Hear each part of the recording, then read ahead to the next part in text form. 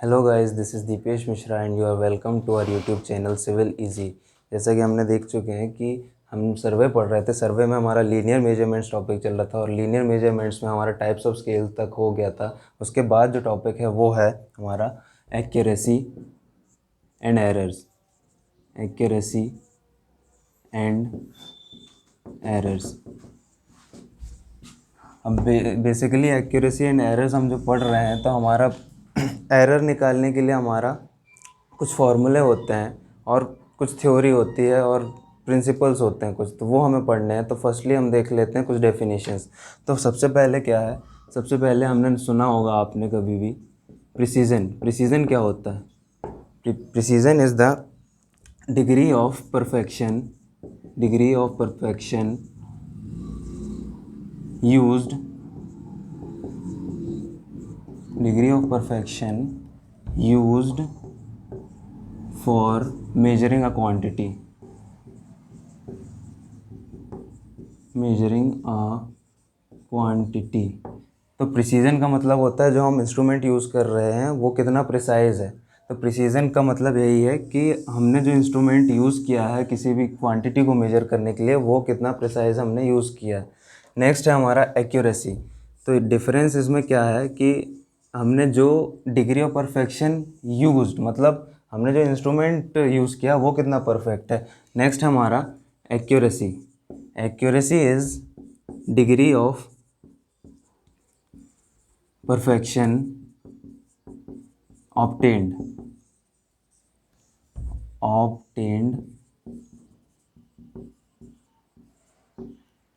while measuring a quantity। तो precision और accuracy में यही बेसिक डिफरेंस है कि प्रिसीजन का मतलब होता है डिग्री ऑफ परफेक्शन यूज्ड और एक्यूरेसी का मतलब होता है degree of perfection obtained while measuring a quantity. तो नेक्स्ट है हमारा, ये दो डेफिनेशन हो गई दो चीज़ों की। नेक्स्ट है हमारा true value. True value, true value जो हमारा है, जो भी अगर हम कोई मेजर कर रहे हैं क्वांटिटी, जैसे लेंथ हो गई, विड्थ हो गई, या कुछ भी हम ले सकते हैं, जैसे एंगल हो गया, तो ट्रू वैल्यू उसकी जो है वो है actual value of a quantity, actual value of a quantity. इसे क्या हम कहते हैं? True value. अब नेक्स्ट हमारा जो है वो है ट्रू एरर। ट्रू एरर क्या होता है? जैसे हमने कोई वैल्यू अगर मेजर की है तो डिफरेंस जो आता है हमारा, ट्रू वैल्यू एक हो गई हमारी जो एक्चुअल वैल्यू है जो हम मेजर करने वाले हैं, अगर हमें पता है या नहीं भी पता है तो उसकी कुछ ना कुछ तो ट्रू वैल्यू होगी ना। जैसे अगर एक लेंथ है ए से बी, उसकी उसे हमें मेजर करना है तो उसकी कोई ना कोई ट्रू वैल्यू होगी। ट्रू वैल्यू होगी, जैसे मान लेते हैं 10 मीटर और हमने जो मेजर किया वो आया, जैसे ट्रू वैल्यू थी उसकी 10 मीटर और हमने जो मेजर किया कोई भी स्केल यूज़ करके, तो वो हमारी वैल्यू आई, मेजर्ड वैल्यू,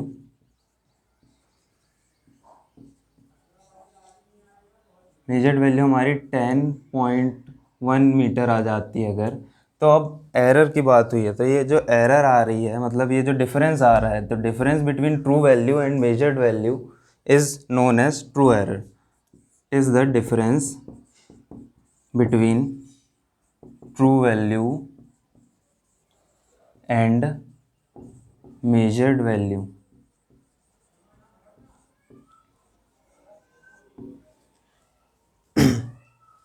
एक डेफिनेशन और रह जाती है हमारे जानने के लिए, वो होती है डिस्क्रिपेंसी।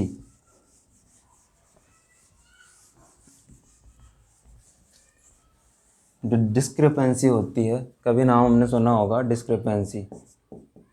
डिस्क्रिपेंसी, हम काफ़ी सारी अगर मेजरमेंट्स ले रहे हैं या कोई भी दो मेजरमेंट्स ले लेते हैं तो डिस्क्रिपेंसी जो है उन दो मेजर्ड वैल्यूज़ के बीच का डिफरेंस होता है। ट्रू एरर जो था वो ट्रू वैल्यू और मेजर्ड वैल्यू के बीच का डिफरेंस था, लेकिन जो डिस्क्रिपेंसी है वो है difference between two measured values.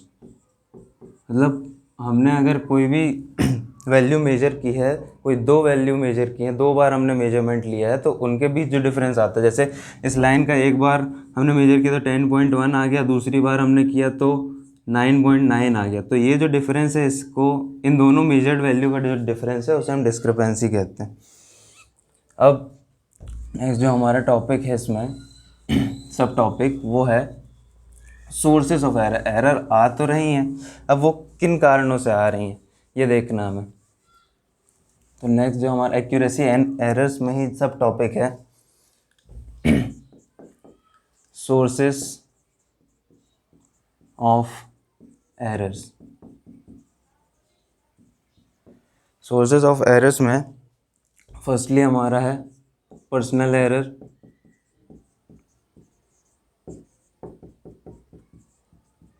Second है हमारा इंस्ट्रूमेंटल एरर,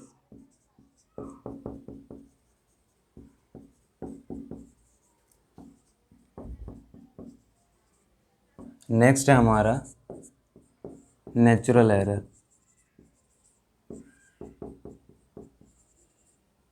ये तीन सोर्सेज ऑफ एरर है मेनली। तो फर्स्टली हम देख लेते हैं पर्सनल एरर। पर्सनल एरर जो है वो क्यों आती है कि अगर हमने कोई चीज़ मेज़र की है, जैसे ग्राउंड पे हम जाते हैं, तो पर्सनल एरर हमारी गलती होगा। जैसे अगर हमने रॉन्ग रीडिंग ले ली, wrong reading of the values या मेजर्ड वैल्यूज़,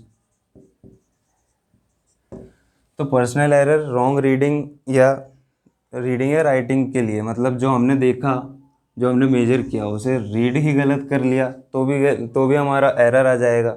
और अगर हमने उसे गलत लिख भी दिया तो भी हमारा पर्सनल एरर काउंट हो जाएगा। यानी कोई भी हमने ऑब्जर्वेशन ली, वो उसे हमने अगर गलत रीड कर लिया या गलत लिख दिया तो दोनों ही केसेस में एरर आ जाएगी। नेक्स्ट जो हमारा है instrumental error. Instrumental error is due to faulty instrument.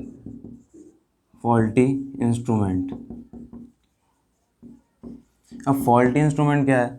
अगर हमारा कोई इंस्ट्रूमेंट है जो हम काफ़ी टाइम से यूज़ करते आ रहे हैं, तो हो सकता है उसमें कुछ ना कुछ एरर आ गई हो। मतलब एरर का ये है कि आपका जो मेजर करने की, या तो अगर स्केल की मैं बात कर लूँ, तो हो सकता है उसकी लेंथ बढ़ गई हो ड्यू टू एनी रीजंस, या खींचने के कारण उसकी लेंथ बढ़ सकती है, टेप की लेंथ बढ़ सकती है, या चेन की लेंथ भी बढ़ सकती है। तो उसके कारण जो इंस्ट्रूमेंट है वो फॉल्टी हो गया है, जिसके कारण वह करेक्ट रीडिंग नहीं देगा। तो ये होती है हमारी इंस्ट्रूमेंटल एरर। नेक्स्ट हमारी नेचुरल एरर। अब जो नेचुरल एरर है वो क्या है? Natural error is due to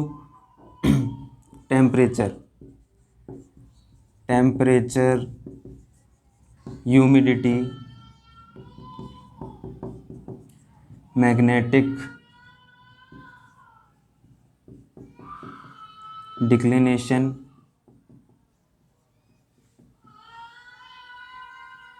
local attraction,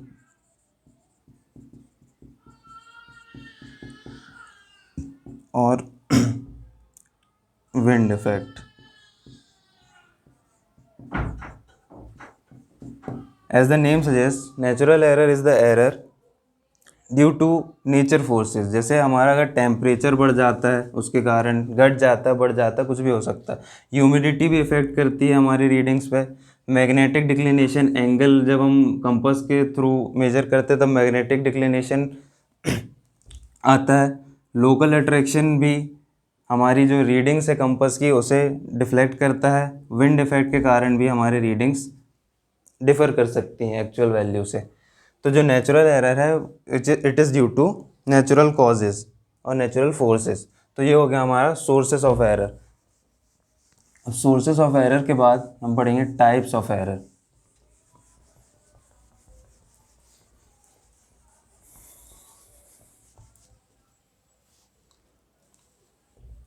types of error.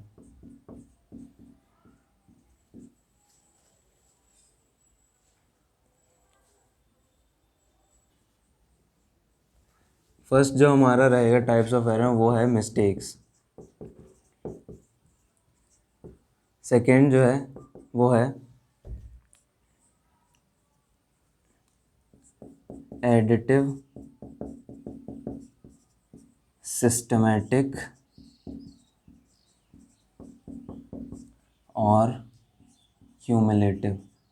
तीनों नाम से ये आ सकता है कि एडिटिव, सिस्टमैटिक और क्यूमुलेटिव तीनों टाइप के यानी तीनों नाम से आ सकता है कि it is a type of error. एक फर्स्ट है मिस्टेक, सेकेंड है एडिटिव और सिस्टमैटिक और क्यूमुलेटिव एरर। नेक्स्ट है हमारा कंपनसेटिंग एरर।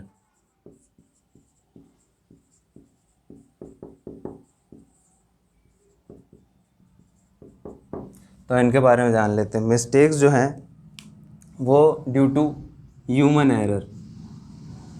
अभी हमने पर्सनल एरर पढ़ा था लेकिन वो सोर्स ऑफ एरर था, ये टाइप ऑफ एरर चल रहा है। नेक्स्ट जो हमारा है ये जो टाइप ऑफ एरर चल रहा है, तो मिस्टेक जो है वो ह्यूमन एरर के कारण आ सकती हैं। ह्यूमन, अगर हम फील्ड पे कोई गलती कर देते हैं ऑब्जर्वेशन में, या हमारा नॉलेज जो है वो पुअर नॉलेज के कारण आ सकती है। ह्यूमन एरर पुअर नॉलेज के कारण ये एरर आ सकती है। जैसे अगर हमारे पास पुअर नॉलेज तो ठीक है, ये तो इसके कारण तो आएगी। अगर एक्सपीरियंस भी अगर हमारे पास नहीं है, लेस एक्सपीरियंस, तो ये एरर पॉसिबली आ सकती है। तो फर्स्टली ये जो है मिस्टेक्स है, तो ये मिस्टेक्स ह्यूमन ही करते हैं, तो वो ह्यूमन एरर के अंडर ही आती है, जिसमें पुअर नॉलेज, लेस एक्सपीरियंस हो सकता है। इसके कारण ये एरर हम कर देते हैं। तो इसका टाइप होता है, इट कैन बी पॉजिटिव और negative. It can be both positive और नेगेटिव, मतलब ये एक ही डायरेक्शन में रहेगी, ऐसा नहीं है। ये सिर्फ ये जो मिस्टेक है ये तो पॉजिटिव भी हो सकती है या नेगेटिव भी हो सकती है। नेक्स्ट जो हमारा है वो है एडिटिव सिस्टमैटिक या क्यूमुलेटिव एरर। अब एडिटिव सिस्टमैटिक या क्यूमुलेटिव एरर जो है वो आती है हमारी फॉल्टी इंस्ट्रूमेंट के कारण। Instrument is faulty. अब इसका एग्जाम्पल हम ले लेते हैं। Example, shortening of chain. Shortening of chain इसका एग्जांपल है कि हमारा जो चेन है उससे हम लेंथ मेजर करते हैं ग्राउंड पे किसी भी दो पॉइंट्स के बीच में। तो अगर हमारी चेन जो है वो शॉर्टन हो गई है, तो शॉर्टन होने के कारण फिर हमारे में आएगा एरर, और एरर जो आएगा वो हमेशा ही पॉजिटिव होगा या नेगेटिव होगा, लेकिन ये एक डायरेक्शन में होगा। मतलब जैसे अगर हमारी चेन जो है वो शॉर्ट हो गई है तो वो डिस्टेंस को ज़्यादा नापेगी, ज़्यादा मेजर कर लेगी बार बार, तो वो बढ़ता ही जाएगा। मतलब एरर जो है, जितना हम चेन को यूज़ कर रहे हैं वो आगे चल के हमारा जो सर्वे कंटिन्यू हम कर रहे हैं तो उसमें वो एरर जो है वो एक्यूमुलेट हो रही है। तो एक्यूमुलेट होने के कारण ये जो है वो या तो पॉजिटिव या नेगेटिव दोनों हो सकते हैं इसमें। मतलब जो एरर है वो पॉजिटिव वैल्यू भी दे सकती है या नेगेटिव है। अगर ये शॉर्टनिंग की जगह अगर हमारी चेन की लेंथ इंक्रीज़ हो जाए किन्हीं कारणों से, तो फिर नेगेटिव वैल्यूज़ आएंगी। तो एरर जो है वो एक ही डायरेक्शन में रहेगा। तो इसमें एक और पॉइंट है, error will be in one direction only. One direction only. और ये किस टाइप का एरर होगा? जो कि बढ़ता जाएगा हमारे सर्वे के साथ। नेक्स्ट जो हमारा है वो कंपनसेटिंग एरर है। कंपनसेटिंग एरर, अब जो कंपनसेटिंग एरर है वो उसका जो नेचर है वो जैसा नेम सजेस्ट कर रहा है कंपनसेटिंग एरर, तो ये कभी पॉजिटिव होगी और कभी नेगेटिव, ये दोनों हो सकती है। और पॉजिटिव और नेगेटिव होने के कारण ये जो एरर्स हैं वो एक दूसरे को कंपनसेट या कैंसल आउट कर देती हैं। दे cancel out each other. Cancel out कर देती हैं, और इनका जो डायरेक्शन है वो it can be in both directions. यहाँ पे एक एरर सिर्फ एक डायरेक्शन में आ रही थी, लेकिन it can be in both direction, और बोथ डायरेक्शन में आने के कारण एक दूसरे को ये कैंसिल आउट कर देती हैं।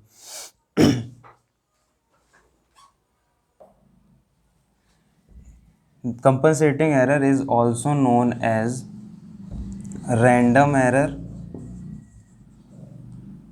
और accidental error।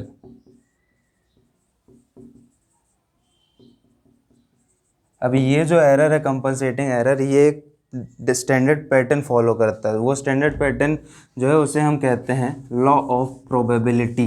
तो हम देखेंगे लॉ ऑफ प्रोबेबिलिटी क्या होता है। लॉ ऑफ प्रोबेबिलिटी में दो रूल्स हैं, तो वो हम देख लेते हैं कि क्या क्या है। कंपनसेटिंग एरर जो हमारा है वो फॉलो कर रहा है लॉ ऑफ प्रोबेबिलिटी। तो हम देख लेते हैं लॉ ऑफ प्रोबेबिलिटी। इसमें rule number 1 is small errors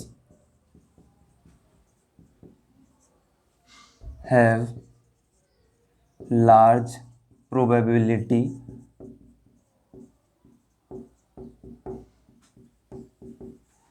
than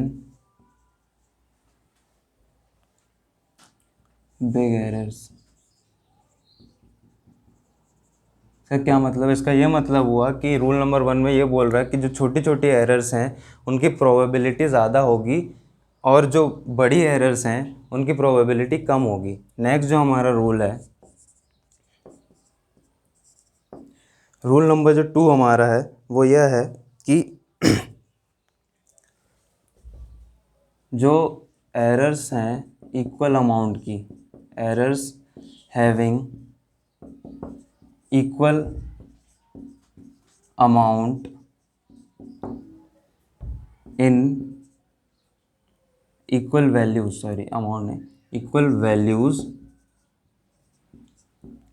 in opposite directions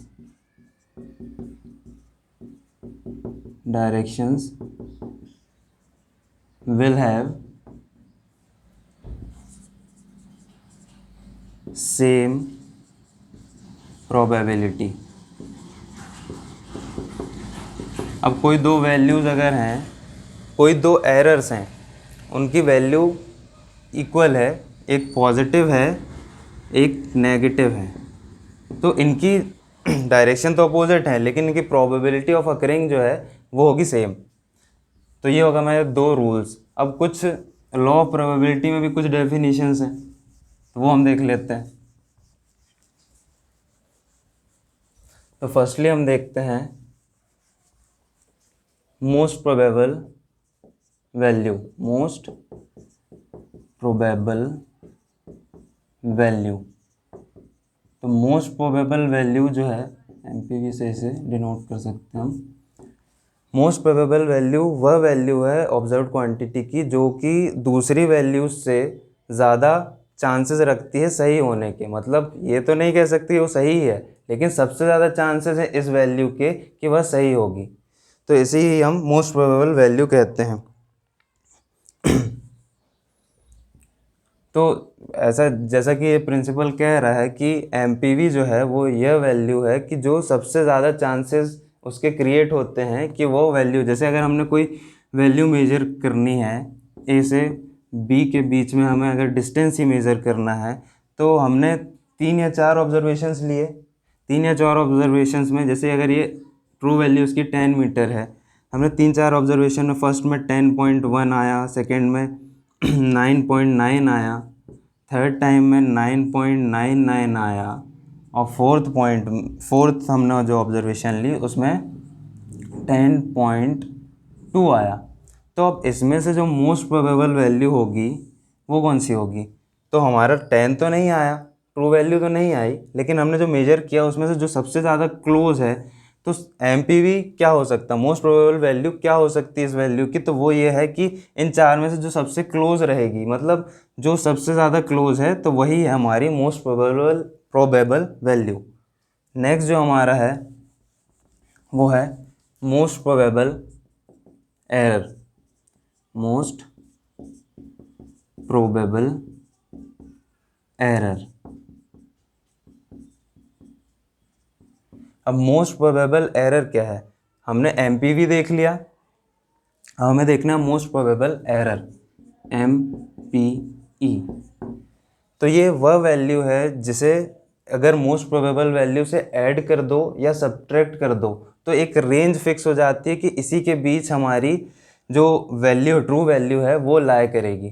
तो it is the value which when added or subtracted from MPV gives the range within which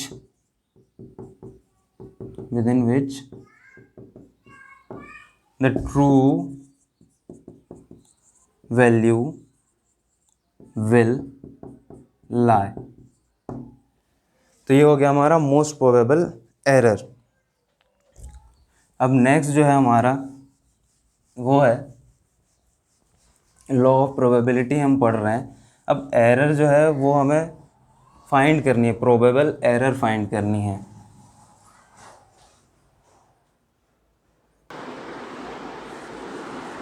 next जो हमारा topic तो नहीं, हम लॉ ऑफ प्रोबेबिलिटी पढ़ रहे थे, उसमें हमने मोस्ट प्रोबेबल एरर देख लिया था। मोस्ट प्रोबेबल एरर का कैलकुलेशन होता है, उसके लिए कुछ फॉर्मूले हैं। तो MPE कैलकुलेशन, उसके लिए हमारे पास कुछ फॉर्मूले हैं। तो पहले उसको में जो केस है, केस वन में जो है all quantities have same weight, ये फर्स्ट केस है। तो इसमें हम मोस्ट प्रोबेबल एरर निकालने वाले हैं। तो जो हमारा एरर होगा वो हो जाएगा x2 plus up to xn divided by number of observations. तो हमारा ये x1 x2 xn up to xn जो है वो है सेट ऑफ ऑब्जर्वेशंस, और जो हमारा ये है ये नंबर ऑफ ऑब्जर्वेशंस है, नंबर ऑफ ऑब्जर्वेशन। ये है MPE कैलकुलेशन के लिए formula, when case 1 all quantities have same weight. अब केस 2 है हमारे पास, केस 2, उसमें all quantities have unequal weight. Unequal weight के लिए जो हमारा फॉर्मूला होता है, तो उसमें हम फर्स्टली क्या है, probable error for single observation देखते हैं। उसे डिनोट करते हैं ES से, सिंगल ऑब्जर्वेशन। सिंगल ऑब्जर्वेशन में जो हमारी प्रोबेबल एरर आएगी वो कितनी होगी, तो ES इक्वल टू होता है ±0.6745 the root summation of V² on n-1। अब V² क्या है, V² जो है वो है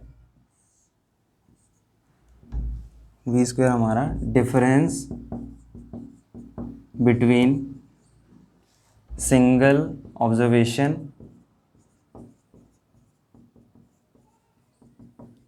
and mean of series, mean of set of observation.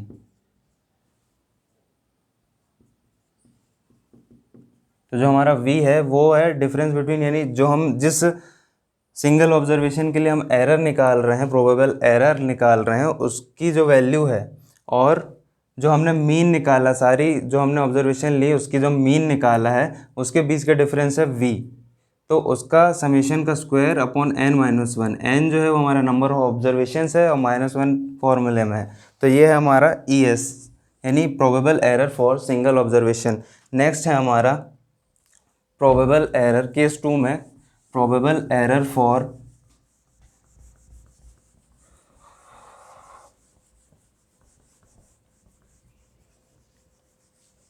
Next जो हमारा केस हो जाएगा वो है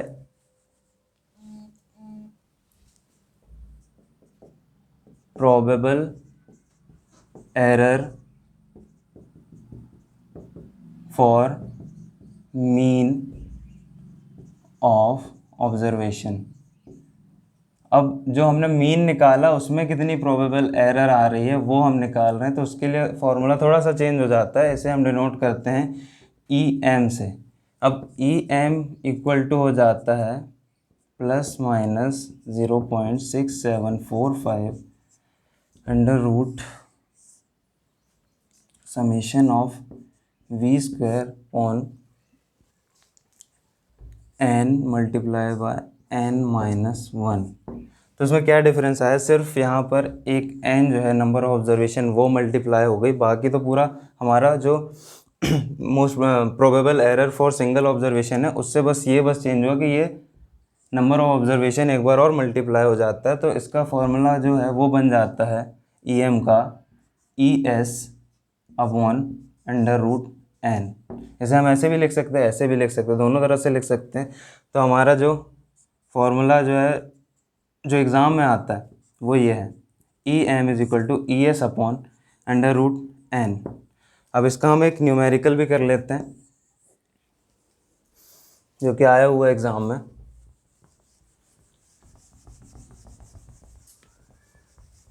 क्वेश्चन लेते हैं हम एक,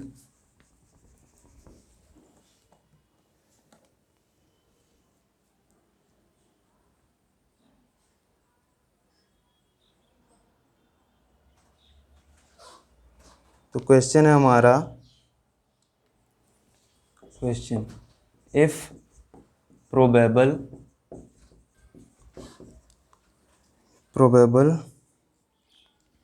error of single observation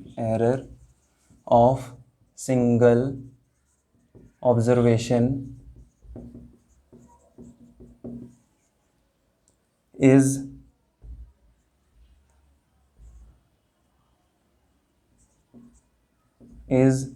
plus minus 0.04 and that of mean observation is plus minus 0.01, the number of observation will be।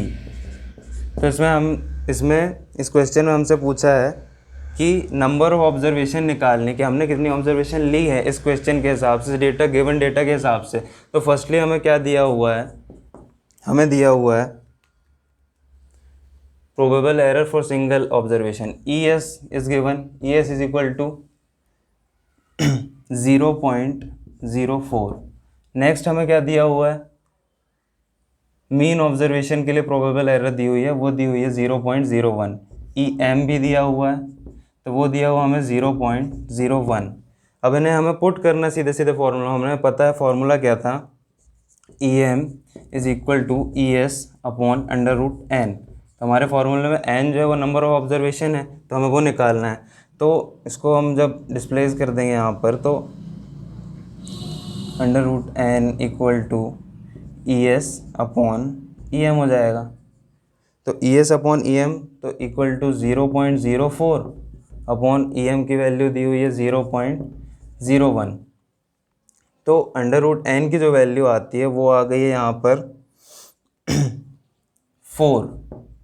तो ये है अंडर रूट n की value, n number of observation नहीं आया 4, अंडर रूट n आया, तो number of observation जो हो जाएगा ये under root N is equal to होता है 4। तो अब हमें इसका रूट हटाना है, तो रूट हटाने के लिए हम दोनों तरफ स्क्वायर कर देंगे। तो एन का जब स्क्वायर कर देंगे ऐसे यहाँ पे स्क्वायर और 4 का भी स्क्वायर हो जाएगा, तो वो इक्वल हो जाएगा यहाँ पे एन इक्वल टू 4 का होल स्क्वायर होता है 16।